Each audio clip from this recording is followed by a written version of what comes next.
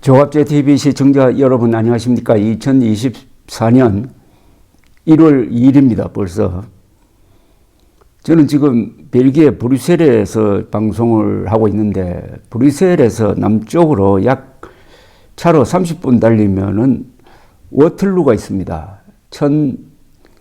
1815년 6월에 있었던 워틀루 결전의 현장 워틀루가 있어서 제가 자주 찾아서 구경하는 곳입니다. 저는 나폴레옹에 대해서 관심이 많습니다. 저희들이 어릴 때, 자랄 때 제일 먼저 영웅이라고 하면은 알렉산더 대왕, 시저, 나폴레옹, 징기스칸 정도였습니다. 어찌하다가 나폴레옹에 대해서 가장 많은 관심을 갖게 되었습니다. 제가 또 박정희 대통령 전기를 쓰다가 보니까 박정희 대통령이 어릴 때 가장 좋아했던 사람이 두 사람인데 한 분은 이순신이고 한 분은 나폴레옹이었습니다. 이광수 선생이 쓴 이순신이라는 책을 읽고 또 나폴레옹 전기를 읽고 군인이 될 결심을 했다는 이야기가 있습니다.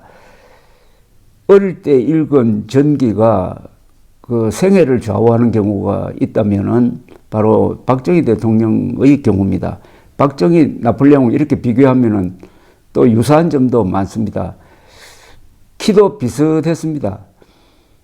그런데 나폴레옹이 키가 작았다고 그러는데 당시의 평균 키보다는 약간 컸다고 그럽니다. 168cm입니다.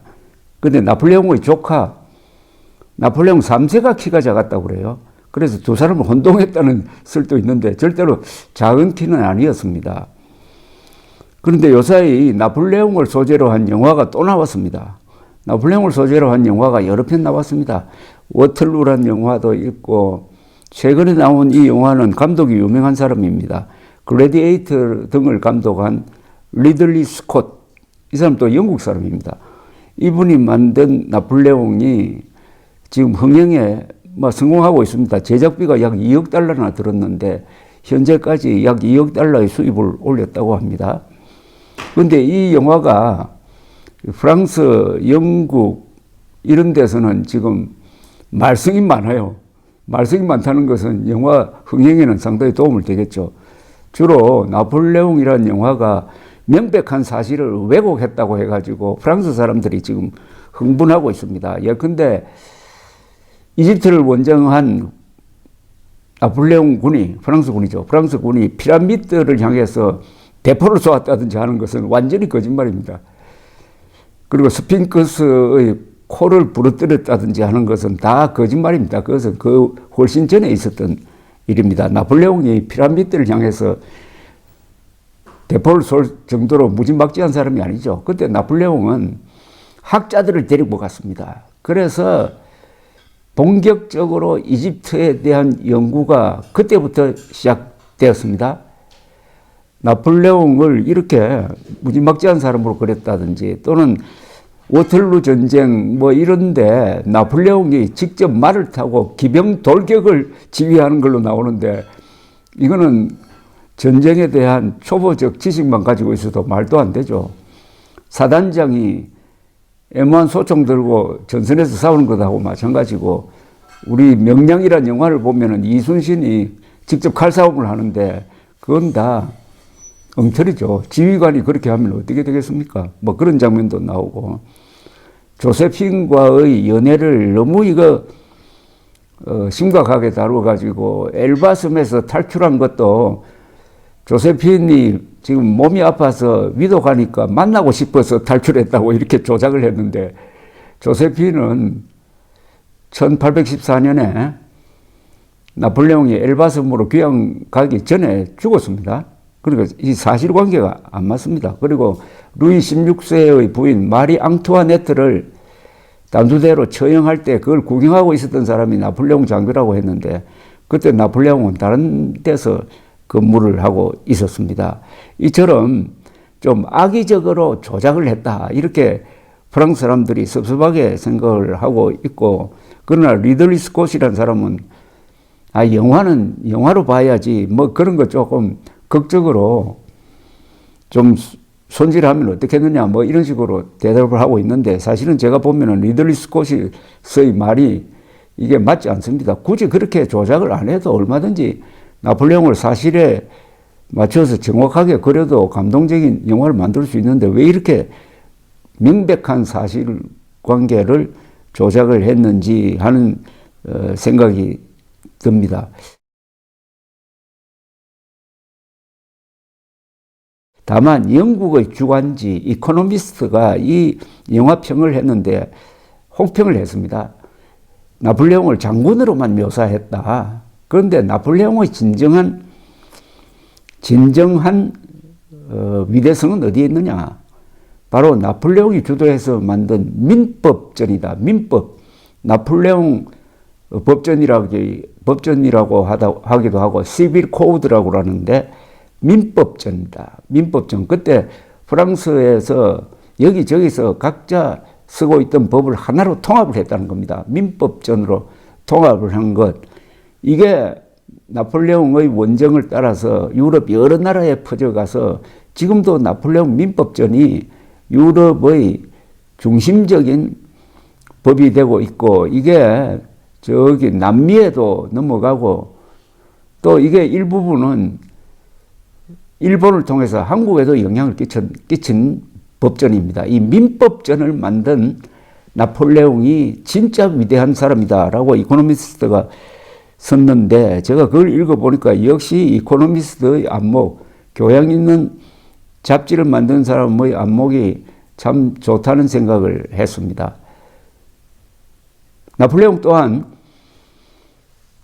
워털루 전쟁에서 지고 나서 영국군의 포로가 되어서 저 대서양의 절해고도 센트 헬레나 섬에서 귀양 생활을 하다가 1821년에 52살의 나이로 죽었습니다. 거기서 회고록을 구술을 했는데 이렇게 이야기를 했습니다. 나폴레옹 입에서 이런 이야기를 했습니다.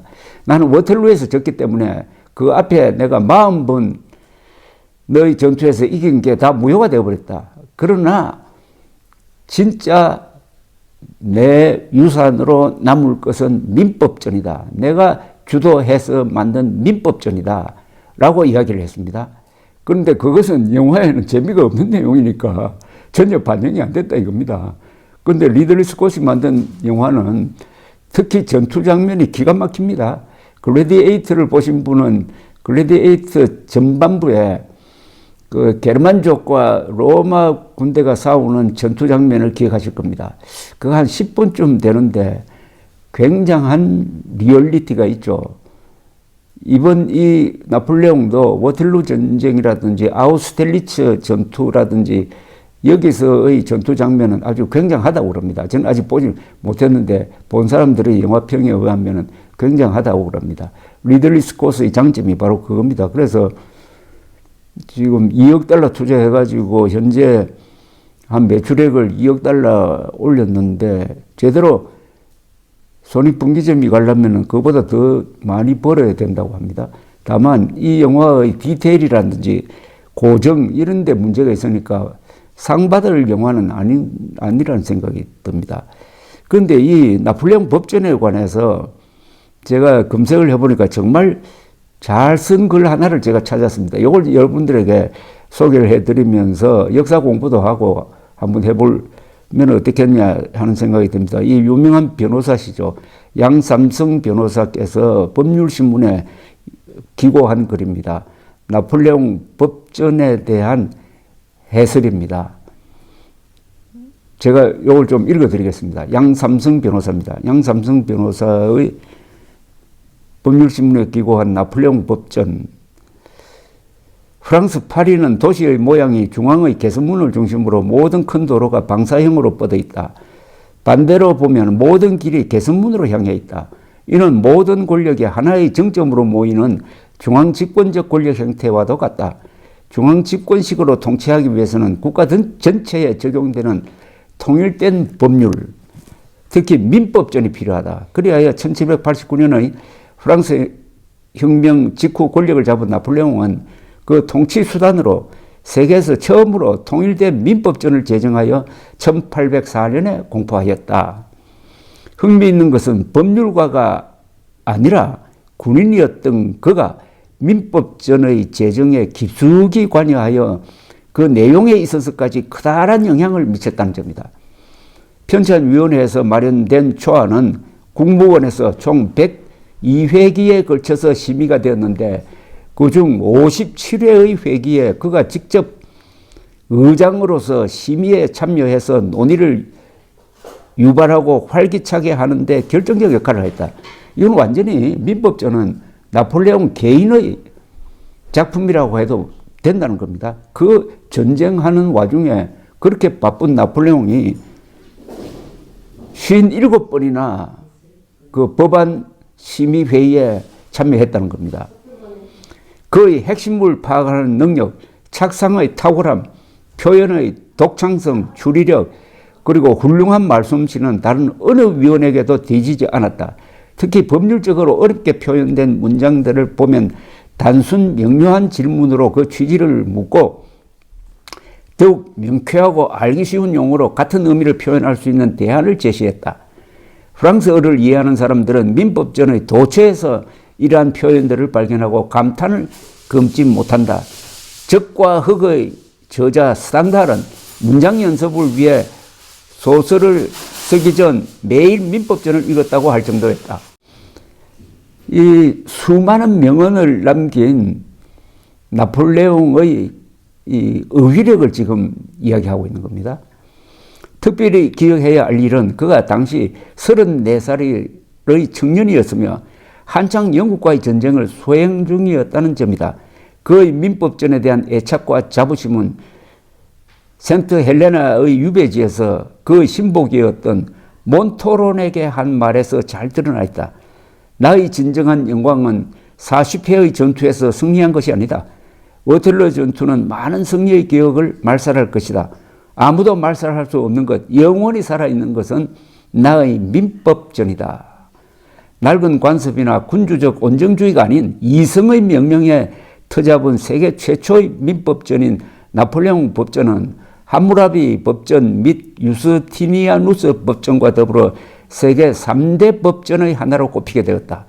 그 후 이 프랑스 민법전은 국력 또는 합리성 덕분에 그대로 또는 약간의 수정을 거쳐 세계 여러 나라에서 받아들여졌다. 이게 중요한 거죠. 이 민법전이 규정하고 있는 게 재산이라든지 결혼이라든지 계약관계라든지 이 한 개인의 어떤 권리와 관계되는 겁니다. 이 민법전을 따라서 여러 나라에서 개인의 권리가 인정되고 보장되었다는 이야기입니다. 그러니까 이야말로 인류에 기여한 위대한 유산이었다는 이야기가 되겠죠. 당시 프랑스가 점령하고 있던 벨기에, 룩셈부르크, 제네바, 모나코 등이 이 민법전을 받아들여 아직도 사용하고 있으며 나중에 나폴레옹이 정복한 이탈리아, 네덜란드, 서부 독일, 스위스에도 도입되었는데 이는 국력을 바탕으로 한 예의다. 그러니까 합리성과 국력이 뒷받침되니까 이 민법전이 세계에 퍼져갔다는 이야기입니다. 한편 프랑스 민법전을 합리성 덕분에 받아들인 예로는 볼리비아, 칠레, 우루과이, 아르헨티나, 에콰도르, 콜롬비아 등을 들 수 있다. 관심을 끄는 것은 역사적인 이유 때문에 미국 내에서도 루이지애나 주에서 많은 프랑스 법이 채택되어 있고 역시 스코틀랜드도 대륙법계인 프랑스 법이 지배하고 있다는 사실이다.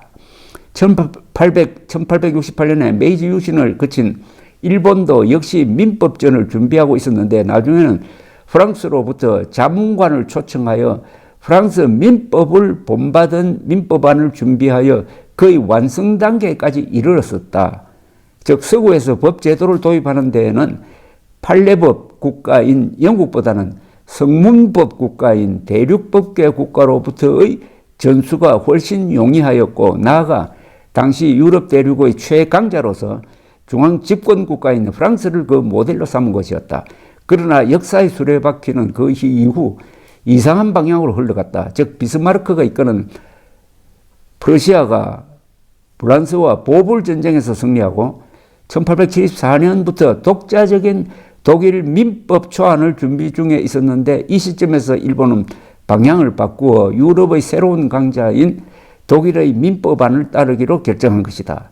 독일은 1887년 제1초안을 완성하였으나 이것이 너무 이론적이고 난해하다는 비판을 받아 약간의 수정을 거쳐 1896년 제2초안을 채택하였는데 일본은 이를 모델로 삼아 1897년 일본 민법전을 완성하였다.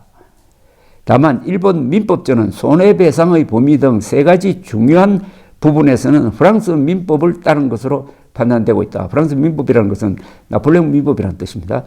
우리나라는 1945년 해방된 이후 일본 민법을 그대로 빌려 쓰고 있다가 1958년 독일 민법 따라서 일본 민법과 큰 틀을 같이 하는 민법전을 제정하여 시행하고 있다.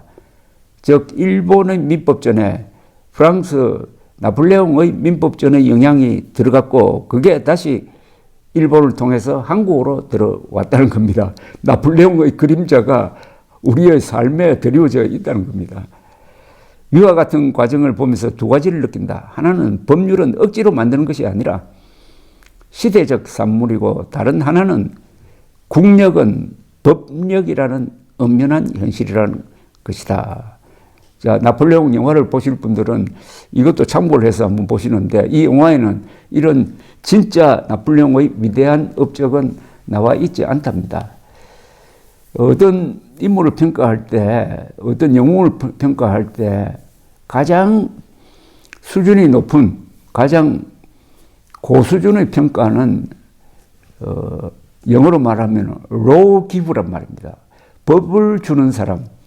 그 말은 법치를 세운 사람을 가장 높게 평가합니다. 법치를 세운 사람. 나폴레옹이 바로 lawgiver란 뜻입니다. 성경에서 말한다면 모세가 lawgiver입니다. 율법을 만든 사람입니까? 한국에서는 lawgiver에 해당하는 사람이 누구냐? 바로 이승만, 박정희 두 사람이 가장 중심이죠. lawgiver. 법치라는 것은 제도입니다. 제도. 각종 제도, institution. 이 제도를 만들면 이게 오래 갑니다. 한국에서 문재인 정권이 그런 이승만, 박정희가 만든 법치와 제도의 기반 없이 문재인 같은 사람이 정권 잡았으면 아마 대한민국은 적화됐을 겁니다. 그러나 이승만, 박정희의 lawgiver, 법을 만들고 제도를 만든 그 바탕이 있으므로 문재인이가 5년 동안 뭘 하려고 했지만 되지 않았습니다. 바로 나폴레옹의 경우에는 프랑스의 국력을 등에 업고 범세계적인 의미에서 lawgiver, 법치주의자의 역할을 했다는 이야기입니다. 어쨌든 아무리 뭐 역사 왜곡을 했든 말든 이런 상상력을 주고 문제의식을 던진 점에서 어떻게 보면 역사를 왜곡해가지고 오히려 이 영화에 대한 관심을 북돋운 리들리 스콧 영국 사람의 감독의 이 영화 나폴레옹을 여러분들이 한번 보는 것이 어떻겠느냐 하는 생각도 듭니다. 저도 한국에 가서 볼 생각입니다. 감사합니다.